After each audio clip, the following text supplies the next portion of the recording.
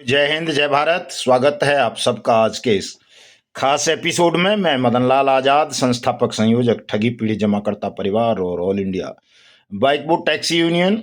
आज दिनांक 8 फरवरी 2025 को आपके समक्ष प्रस्तुत हूं राजधानी दिल्ली से कुछ बड़ी खबरें, खुशखबरी आप सबको बताने के लिए। तो पूरा वीडियो तमाम साथी ध्यान से सुनेंगे। मेरे इस वीडियो संदेश को ज़्यादा से ज़्यादा शेयर कर देंगे, लाइक करेंगे, कमेंट करेंगे और जिन साथियों ने अभी तक हमारे YouTube चैनल को सब्सक्राइब नहीं किया है वो इसे सब्सक्राइब जरूर कर लेंगे ताकि आप सबको घर बैठे अपडेट मिलती रहे साथियों। तो सीधा सीधा पहले खबरों पे आता हूँ, बाकी चर्चाएं बाद में करूँगा। अपने कार्यक्रमों के विषय में भी सूचना दूंगा, कहाँ कहाँ हमारे आगामी कार्यक्रम लगे हुए हैं और उनके लिए आपको क्या करना है। तो पूरा वीडियो ध्यान से जरूर सुन लेना तमाम साथियों। आज की मेरी दृष्टि में आपके हित में जो सबसे बड़ी खबर है वो मध्य प्रदेश के ग्वालियर से है। ग्वालियर संभाग के जो कमिश्नर हैं, संभागीय आयुक्त जिनको बोल देते हैं, उन्होंने एक आदेश जारी किया है तमाम पुलिस ऑफिसर्स को और तमाम जिला कलेक्टर साहिबान को कि वो दो काम करें। एक तो जो बर्ड्स एक्ट 2019 है उसके नियमों के विपरीत जाकर अगर उनके क्षेत्राधिकार में कोई अवैध कंपनी या credit cooperative society Ponzi schemes या जमा योजनाएं चला रही हैं तो उनको तत्काल प्रभाव से बंद किया जाए, उनके खिलाफ मुकदमा दर्ज करवा के एक्शन लिया जाए। दूसरा आदेश है उनका कि उन्होंने लिखा है बाकायदा वो कि अकेले गुना में 10,000 से ज़्यादा ठगी पीड़ितों ने आवेदन किए हैं अपने भुगतान के लिए, लेकिन उन पर अभी तक कोई कार्रवाई नहीं हुई है। ऐसी शिकायतें संभागीय आयुक्त को मिली हैं। तो उन्होंने न केवल गुना को बल्कि उनके क्षेत्र में जितने भी ज़िले आते हैं उन सब के पुलिस ऑफिसर्स और जिला कलेक्टर्स को ये आदेश कर दिया है कि जो भी आवेदन अब तक आए हैं उन सब पर तत्काल कार्रवाई सुनिश्चित करें और नए ठगी पीड़ितों के आवेदन भी तत्काल प्रभाव से लेने आरंभ करें। ये नई दुनिया की खबर है साथियों। नई दुनिया अखबार में है जो ग्वालियर से छपता है। तो हमारे लिए ये संतोष की खबर है कि कम से कम कोई संभाग आयुक्त तो है जो ऐसे आदेश कर रहा है, समझ रहा है कि हाँ भाई बर्ड्स एक्ट 2019 है। अगर ज़्यादा दिन तक इसकी अवहेलना की तो कहीं कल वैसा ना हो जाए जैसा ही ठगी पीड़ित जमाकर्ता परिवार वाले बोलते हैं कि सत्ता को उखाड़ के फेंक देंगे। तो तमाम साथी केवल ग्वालियर संभाग के नहीं, केवल मध्य प्रदेश के नहीं बल्कि पूरे देश के साथी इस खबर को वायरल करें। और आपके यहाँ भी ज़्यादातर राज्यों में साथियों संभागीय आयुक्त ही हैं बर्ड्स एक्ट 2019 के अंतर्गत अथॉरिटी। तो उन सबको आप सब भी ज्ञापन दें। हम भी 19 फरवरी को मेरठ के संभागीय आयुक्त, मंडल आयुक्त बोल देते हैं उत्तर प्रदेश में, उनको ज्ञापन देने जा रहे हैं। आप तमाम लोग वहाँ पधारेंगे ताकि जल्दी से जल्दी बर्ड्स एक्ट 2019 की अनुपालना सुनिश्चित हो सके, तमाम ठगी पीड़ितों का भुगतान हो सके। और जब उनका भुगतान हो जाएगा तो एजेंट को सुरक्षा स्वतः मिल जाएगी, सम्मान भी मिल जाएगा। तो हमारा पहला लक्ष्य आप सबका भुगतान करवा देना है।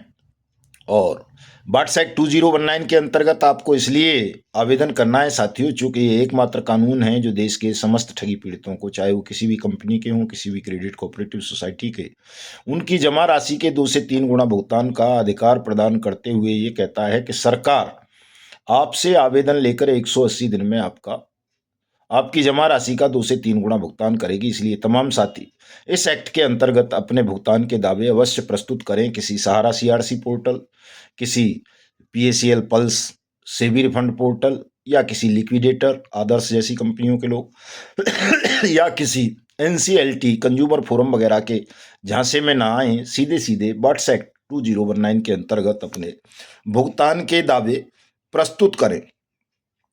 एक और खबर है साथियों, ये खबर है क्या बोलते हैं अपना आरबीआई की खबर है। आरबीआई ने डिजिटल धोखाधड़ी पर नकेल कसने के लिए जो बैंक और एनबीएफसी की वेबसाइट्स होती हैं उनके बारे में कुछ दिशा निर्देश जारी किए हैं और सख्त हो गया है कि भाई धोखाधड़ी और ठगी की घटनाएं रुकनी चाहिए साथियों। तो ये अच्छी बात है।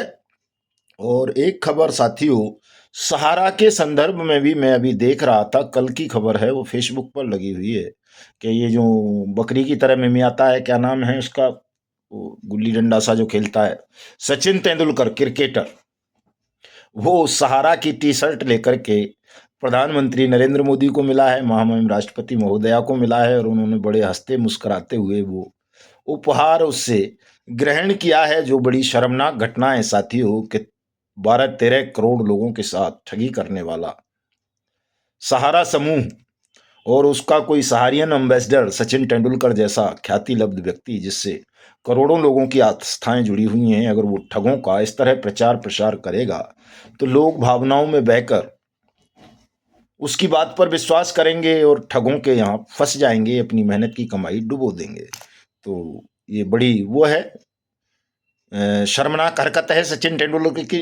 इसकी जितनी निंदा की जाए, सचिन तेंदुलकर की क्या, प्रधानमंत्री की भी है, कि वो उसको पता है कि ये ठग कंपनी है, लोग करोड़ों लोगों का पैसा डूबा है, अगर उससे कोई सम्मान प्राप्त करता है तो ये शर्मनाक है, कलंक है देश पर और देश के लोकतंत्र पर और पार्लियामेंट पर। साथियों, ऐसी बुरी चीज़ों से बचना चाहिए हमारे देश के प्रधानमंत्री को भी, क्रिकेटर्स को भी, फिल्मकारों को भी, कि जो कंपनीज जनता को, भोली वाली जनता को ठगने का काम करती हैं, वो थोड़े से लालच में आकर उनका प्रचार प्रसार ना करें। लेकिन इन लोगों को कौन कहे, ये इतने धूर्त हैं कि ये तो गुटखा, पान, तंबाकू, मसाले तक का प्रचार प्रसार कर देते हैं पैसा के चक्कर में। तो ऐसे साथियों, ये जो आपकी भावनाओं के साथ खिलवाड़ किया जाता है, कभी क्रिकेट के नाम पर, कभी धर्म के नाम पर, कभी फिल्मों के नाम पर, कभी पशुओं के नाम पर, कभी किसी धर्म स्थान के नाम पर, कभी किसी तीर्थ के नाम पर, इनसे थोड़ा सावधान रहें। ठगों को ठीक से वेरीफाई कर लिया करें कि कहीं ठग आपकी भावनाओं के साथ खिलवाड़ तो नहीं कर रहे हैं। तो और साथियों, हमारे संगठन से जुड़ी भी कई खबरें हैं। हमारे राष्ट्रीय उपाध्यक्ष मूलचंद साहिब ने दौसा में मेमोरेंडम दिया है और 25 फरवरी की तैयारियों में वो भी जुट गए हैं। और दूसरे हमारे महाराष्ट्र के साथियों ने भी आईजी नागपुर को देवराव दूधवले साहब के नेतृत्व में और तमाम साथियों ने ज्ञापन दे दिया है वाट्सएप 2019 की अनुपालना के लिए, और ये उन्हीं का मेमोरेंडम है। और क्या बोलते हैं, मूलचंद साहिब ये खड़े हुए हैं हमारे राष्ट्रीय उपाध्यक्ष। और भी देश भर में कई जगह इस तरह के कार्यक्रम चल रहे हैं। हमारे प्रदेश अध्यक्ष हरियाणा ने भी, हालांकि पुराना नोटिस है, लेकिन ये इस बात का सबूत तो है ही साथियों कि बर्ड्स एक्ट 2019 में जिला कलेक्टर ही सक्षम प्राधिकारी है। अगर वो चाहे, ईमानदार हो, तो वो कार्रवाई कर सकता है, भले ही अथॉरिटी किसी और को बना दिया गया हो। ये सोनीपत से है।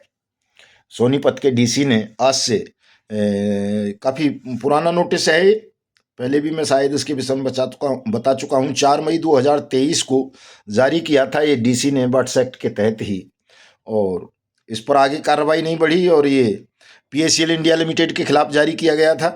तो ऐसे नोटिस अब हरियाणा में कहीं भी क्यों नहीं भेजे जा रहे, ये गंभीर प्रश्न है कि जो काम 23 में कर दिया था एक डीसी ने, तो या तो उसने वो गैरकानूनी ढंग से किया था, या अब जो नहीं हो रहे हैं वो गैरकानूनी है। तो इसलिए साथियों, जनमत की आवश्यकता है, और जनमत पैदा करने के लिए हमारे साथी ने एक ने आइडिया दिया है, सुझाव दिया है। आप भी सब उस पर सुझाव देना, 2-4 दिन में उस पर डिसीजन लेते हैं कि साहब या तो थाली बजवाई जाए एक दिन पूरे देश में ठीक से। वैसे आप लोग तो मोदी वाली थाली को ही जानते हैं कि जब कोविड आया था तब उसने थाली बजवाई थी पूरे देश से, चम्मच वम्मच पता नहीं क्या क्या करवाया था। लेकिन एक सत्य ये भी है साथियों कि थाली बजाने से या ढोल बजाने से या और वाद्य यंत्र बजाने से लोगों में अवेयरनेस तो आती है ही, बुरी शक्तियां भाग तो जाती हैं ही। इसलिए ऐसा कार्यक्रम भी रख लें तो कोई बुराई नहीं है। या ये भी नहीं करना चाहें तो एक दिन कैंडल मार्च तो निकाल ही सकते हैं पूरे देश में, मोमबत्ती जुलूस जिसको कह देते हैं, ताकि एक संध्या फेरी सी हो जाए और लोगों में जागरूकता बढ़ जाए। बहुत अच्छा सुझाव है, मैं भी चाहता हूं, मैं इसका समर्थन करता हूं कि कोई एक दिन हम जल्दी से जल्दी निश्चित कर लें और ऐसा आयोजन पूरे देश भर में कराएं बर्ड्स एक्ट 2019 की अनुपालना के लिए, ताकि तमाम साथियों का जल्दी से जल्दी भुगतान हो सके साथियों। और खबरें तो और भी बहुत हैं खैर बताने के लिए, लेकिन साथियों मैं आपसे मुख्य बात पर आता हूं कि अगर आप चाहते हो कि आपका भुगतान हो जाए सरलता से, निवेशक साथी और जो एजेंट साथी हैं वो ये चाहते हैं कि उनको सुरक्षा, सम्मान, रोजगार और पुनर्वास की गारंटी का अधिकार मिल जाए।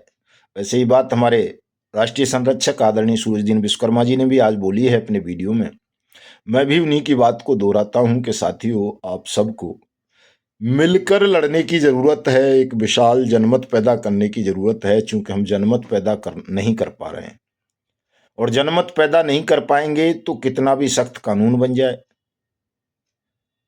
कुछ भी हो जाए, इस बेईमान सिस्टम को हम काबू नहीं कर पाएंगे। बेईमान सिस्टम कानून की अनुपालना नहीं करेगा। इसलिए जनमत पैदा करने के लिए लगातार प्रयास करें, संगठन को बड़ा करें, ज़्यादा से ज़्यादा साथियों को संगठन की सदस्यता दिलाएं, पद दें उन्हें, ताकि वो समर्पण भावना से संगठन के साथ जुड़कर इस अभिनव आंदोलन को राष्ट्रव्यापी रूप दे सकें।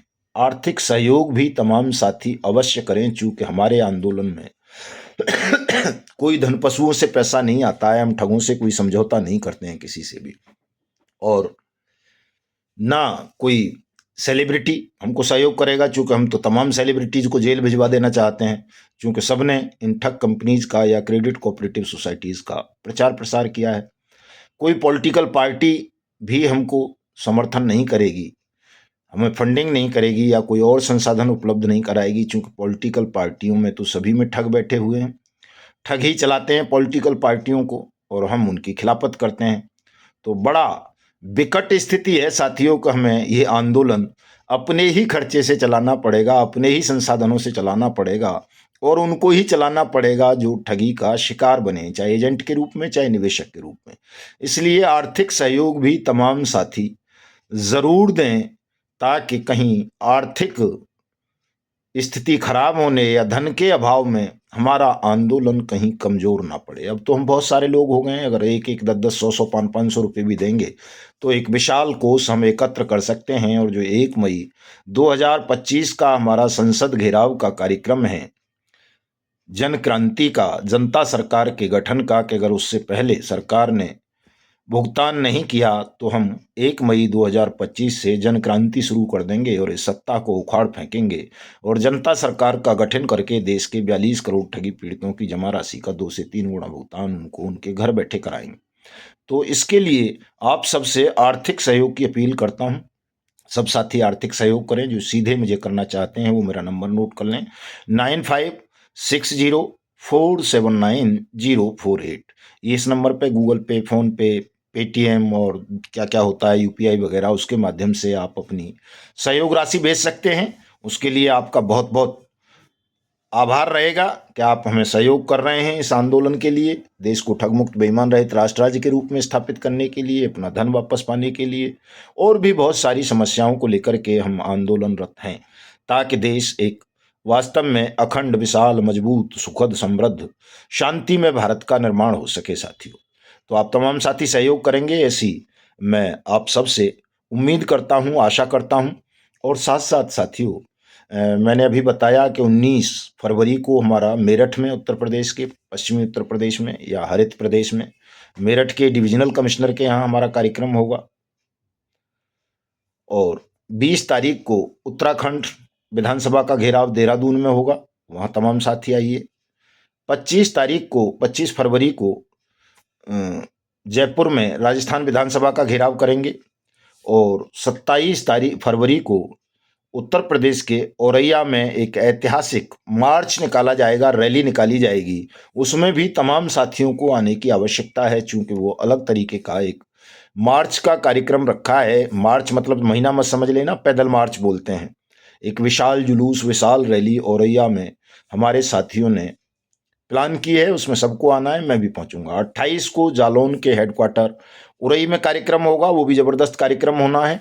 और कार्यक्रमों की सूचना साथियों मैं आपको अगले वीडियोस में दूंगा और आप सबसे अनुरोध करूंगा कि संगठन का विस्तारीकरण अवश्य करें साथियों, चूंकि बिना विस्तारीकरण के आप सिस्टम को झुका नहीं पाओगे, इनको ईमानदार नहीं बना पाओगे, क्योंकि सरकारी पदों पर, चाहे वो कोई भी पद हो सरकार में, उन सब पर ठग और बेईमान या तो स्वयं बैठ गए हैं या उनके गुलाम बैठे हुए हैं जो नियम कानूनों को फॉलो नहीं कर रहे हैं। उन्हीं कानूनों को फॉलो किया जाता है जिनमें गरीब को कुचला जा सके, उसका उत्पीड़न किया जा सके, उसका शोषण किया जा सके, और जिन कानूनों के माध्यम से ताकतवर लोगों पर शिकंजा कसा जा सके, उन कानूनों को सरकार क्रियान्वित नहीं करना चाहती। जैसे बाट्स एक्ट 2019 या भारतीय नागरिक सुरक्षा संहिता 2023 की धारा 107 जो कलेक्टर्स को एम्पावर्ड करती है कि कलेक्टर अपने क्षेत्र के